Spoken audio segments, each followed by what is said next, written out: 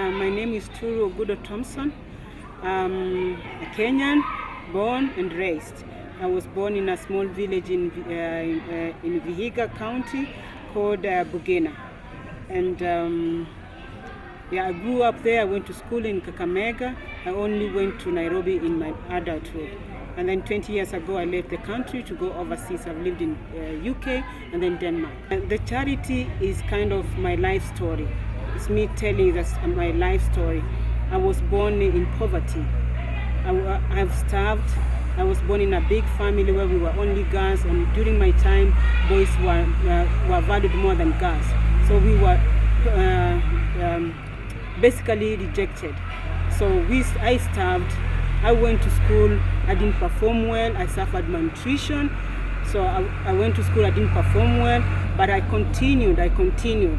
And then I went to high school. I didn't perform well as well, but in my head I knew that I needed more. The poverty did not design. I didn't ask to be born in poverty, but I decide how I want to live. So despite the obstacles, I've been going, and I've just finished my master's 3 years ago, and I've breached through to reach there. So when I say my charity is my life, it's me telling the story, it's me telling the young girls. That's why my project is based on women empowerment and youth empowerment. It's me telling the story to these young girls. You don't have to live your life the way in the situation you were born in. You can make a change. So I want my life story to empower other girls. So even though it's hard to share your story, but I think I have evidence that things can be better if you work hard to it. Empowering the community to do sustainable, to build sustainable solution for the community, for the economy, to change the culture in all round. So that's why when I see a project that I think that I'm able to do it, I partner with it. For example, I saw there is opportunity for me to bring furniture for the school, for the disabled. I took that chance to come. I saw that there is opportunity for me to get sports school to support the children. I bring that. So it's a kind of all round. But the main thing is to change, to empower people, to change the mentality of how you view your life. In a structure now, I would say my charity is very small, but on a personal note, I started well below. So there are so many children I've educated to school, through the school, and help people to get work just on a personal note. But because I realized I cannot do that on my own, because you'll burn out. Yeah. So I started this charity 2 years ago so that I can empower people. So far I have finished a project in Kibera called for the economic empowerment. So I started with the widows, and the main reason I started with the widows because in Kenya, when a man dies, basically a woman's rights dies with him. So my main of empowering widows is to change the policy. So whenever I set a project, I have an end goal, a bigger picture I'm looking at. So a woman, if you are economically empowered, you can hire a lawyer to fight for your rights in case of the inheritance stuff that women suffer. So I have a project now in Kibera. We have finished the capacity building. We finished last year. Now we are in the second phase where we are actually have an actual project to do a soap making. That is a big budget.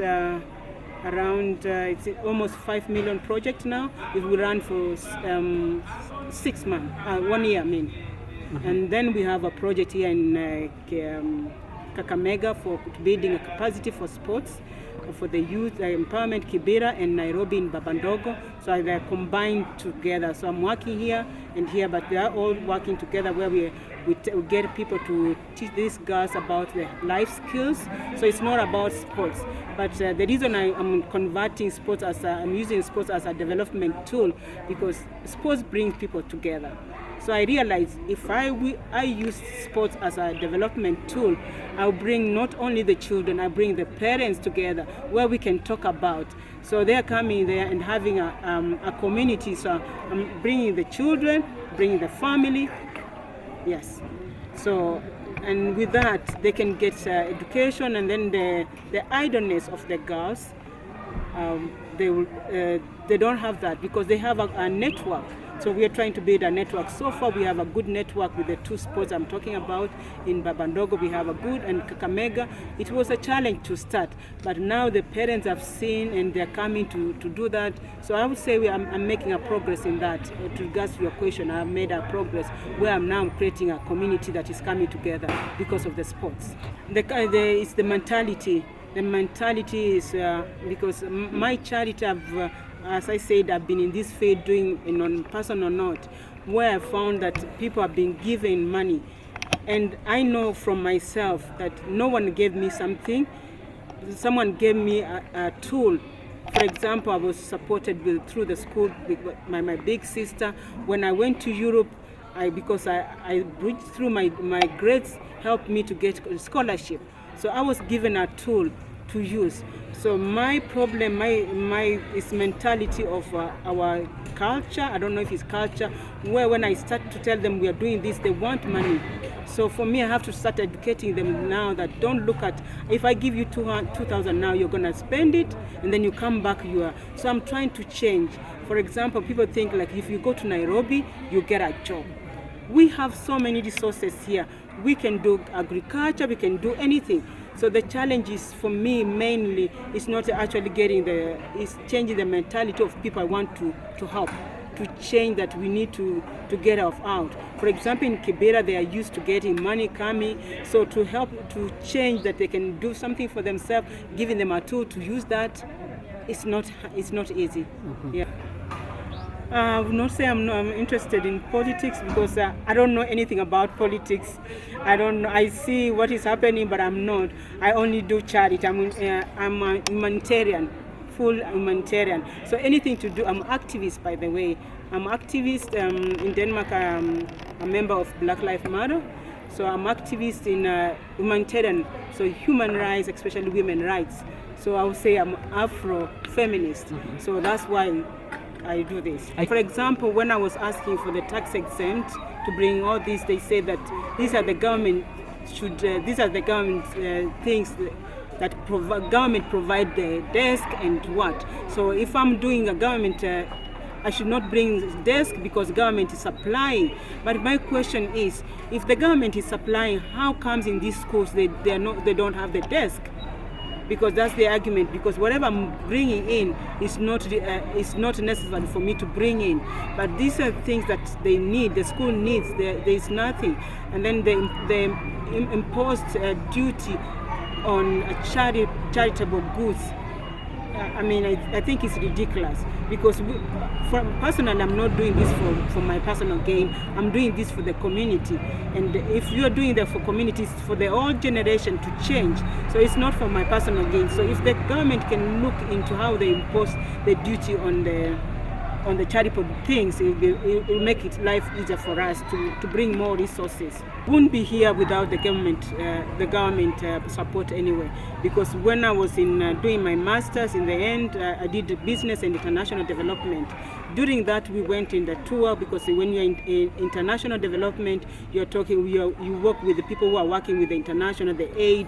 So where I got a chance to go to the government institute called Danida offices, and through there I got so many information. I remember when I had this idea of going my big, I didn't even know who to write. I wrote to the Foreign Ministry of Denmark and actually replied to me and gave me the way. So they have been there with my back to support me because they see they're encouraging grassroots organization because they know from grassroots is where the change makes. So they really encouraged me to do that. So I wouldn't be here without the Danish government, because even this donation for the chairs is all from the government. So I will say now that thank you, Danish government, for believing in my work, and also my family that has been supportive. I have a husband and a young son who is 8. And my husband lets me do this work because he knows that it is important to me. So like, for example, I've traveled, I've left my family, so I wouldn't do this if my family was not supporting me. So I thank them for that as well. And also in Kenya, I've got a good partnership and work with the NEPAC. I don't know if you know NEPAC, the people, the network. So we are partner with them. I also have another partner called Tujipange that works with women. So my partners also, they are doing a good job, because being from Denmark and here, they implement the project together, and so far we are doing a good job. And sometimes it's a challenge to get a good partner. So I thank NEPAC and Tujipange for agreeing to work with me, and we have a good work relationship.